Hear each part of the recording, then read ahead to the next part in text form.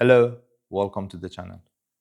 Today we are dissecting one of the most infamous and misunderstood compounds in the fitness and bodybuilding sphere, Cardarine, also known chemically as GW501516. We will cut through the bro science, look at the actual clinical data, and examine exactly what this compound does to the human body.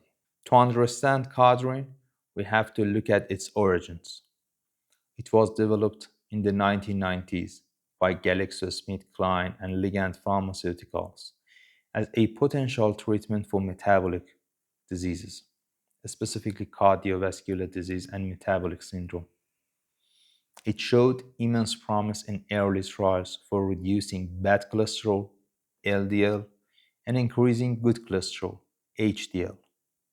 However, as it gained popularity in clinical settings, athletes and bodybuilders quickly caught on to its profound endurance boosting and fat burning properties. Soon after, the World Anti-Doping Agency added it to their prohibited list. So, what exactly makes it so powerful? And why was it ultimately abandoned by Big Pharma? Let's get into the endocrinology. Cardarine is frequently mislabeled as a SARM, or selective androgen receptor modulator. This is scientifically incorrect.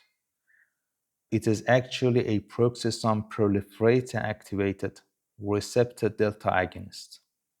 These receptors, known as PPAR-delta, are nuclear transcription factors that regulate the expression of genes involved in cellular energy metabolism. When Cardarine binds to the PPAR-delta receptor, it forces the body to shift its primary energy source. Think of your body like a hybrid vehicle.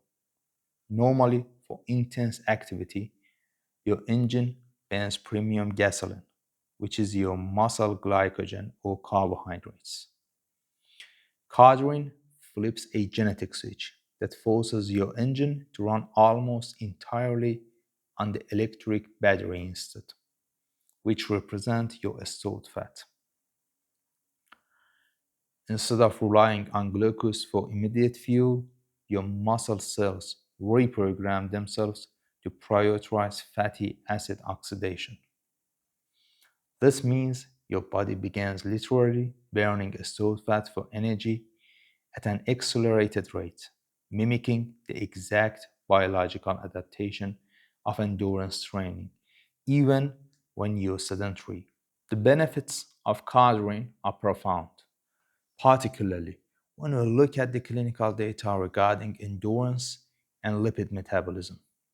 By upregulating fatty acid oxidation, it significantly delays the onset of hypoglycemia and glycogen depletion in muscle tissue.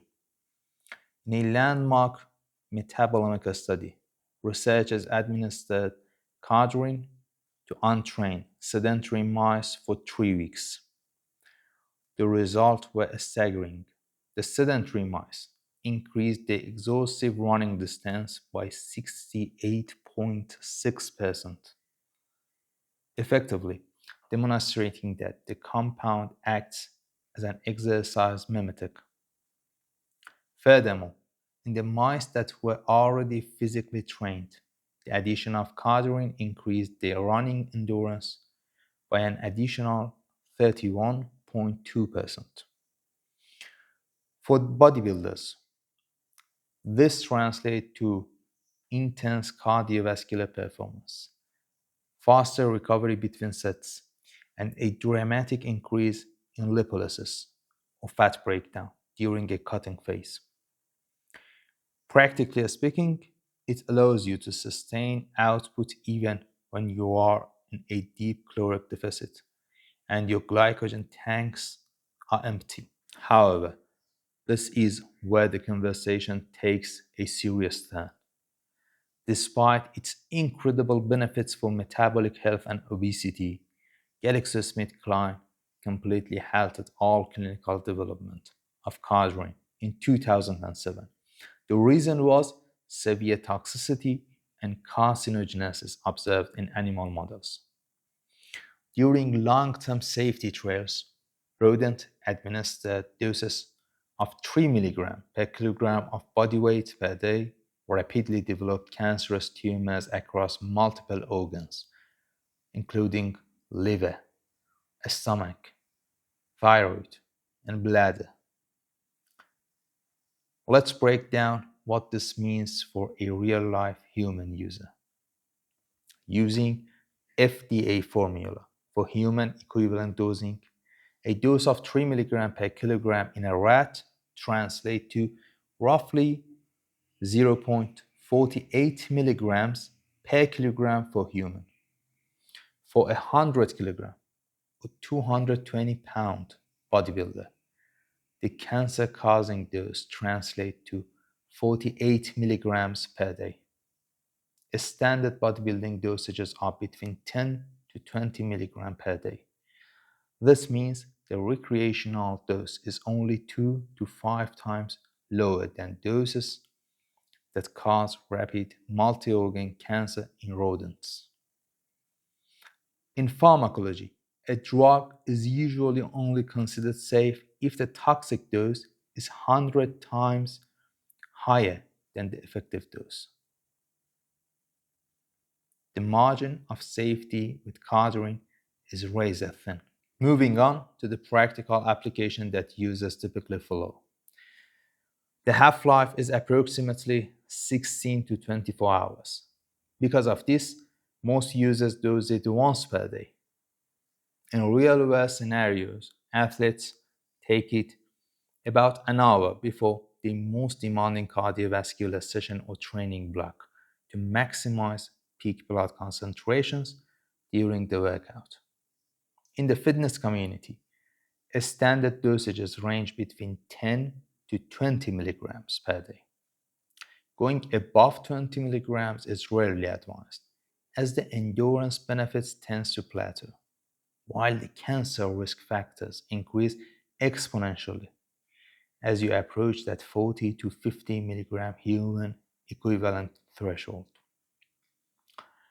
A standard cycle length is strictly kept between 8 to 12 weeks. Given the preclinical data on cellular proliferation, extending a cycle beyond 12 weeks is considered highly dangerous. When analyzing the expected results, the data and anecdotal evidence align closely. Users report an almost immediate surge in cardiovascular stamina within the first few days of dosing. Because the drug modulates genes involved in lipid homeostasis and oxidative capacity, the body retains glycogen while stripping away adipose tissue. In clinical observation and animal trial subjects consistently show a reduced respiratory exchange ratio, meaning they are oxidizing a significant higher ratio of fat compared to carbohydrates during exercise. From a physical standpoint, this allows athletes to sustain a steep caloric deficit without feeling lethargic, ultimately yielding a leaner, more vascular appearance over an 8-week period. Imagine doing fasted cardio, but instead of feeling flat and exhausted, your body effortlessly taps into a stubborn fat stores, making the session feel like a breeze. One of the most common questions is whether Cardarine requires PCT or post-cycle therapy. The answer is a definitive no, because Cardarine is a PPAR-delta agonist and not an androgenic compound. It doesn't interact with your body's endocrine system or suppresses natural testosterone production. When you finish a cycle, your hormone levels remain completely unaffected, meaning no clomiphene or tamoxifen is necessary. You can start and stop the compound without crashing your natural testosterone. So, who is this compound actually suitable for? In the real world, Cardarine is favored by three main demographics. First, endurance athletes like marathon runners or cyclists who need to push past their physical VO2 max limits, although it's strictly banned and easily detectable in all tested sports. Second, bodybuilders deep into a contest prep who are forced to perform an hour of cardio daily on incredibly low calories and need to preserve energy for lifting. And third, a strength athlete trying to improve their conditioning and work capacity without sacrificing muscle mass. It is important to emphasize cardio will not build muscle. It's strictly a performance and metabolic optimizer. When it comes to stacking, cardio is extremely versatile because of its non-hormonal nature.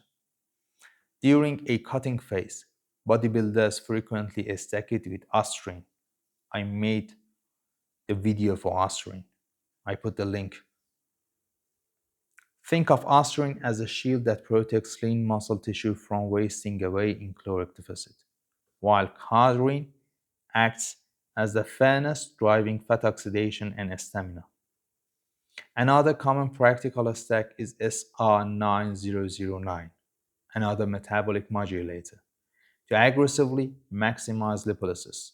For enhanced athletes using anabolic steroids, Cardarine is often included as a health support to combat the negative cardiovascular side effects of steroids. For instance, it's heavily used to mitigate the severe strain on lipid profiles and aerobic capacity caused by harsh compounds like trembolone. To wrap this up, Cardarine is fascinating, yet highly controversial molecule. From a purely mechanistic standpoint, it's the holy grail of endurance and fat loss, literally reprogramming your muscle fibers to burn fat like a world-class athlete. However, the shadow of its clinical trials can't be ignored. The potential risk of rapid cellular proliferation and tumor growth are not just theoretical. As we concluded, the actual bodybuilding doses being used today are dangerously close to the human equivalent doses that caused systematic cancer in animal trials. This caused multi-billion-dollar pharmaceutical companies to walk away from it entirely. As always, this information is for educational purposes only to help you understand the science behind the substances circulating in the fitness industry. This is the complete breakdown of Cardarine. If you found this scientific deep dive valuable, hit the like button and make sure you are subscribed so you don't miss our upcoming compound profiles. Let me know in the comments down below what you want me to cover next. Train hard, stay safe, and I'll see you in the next video.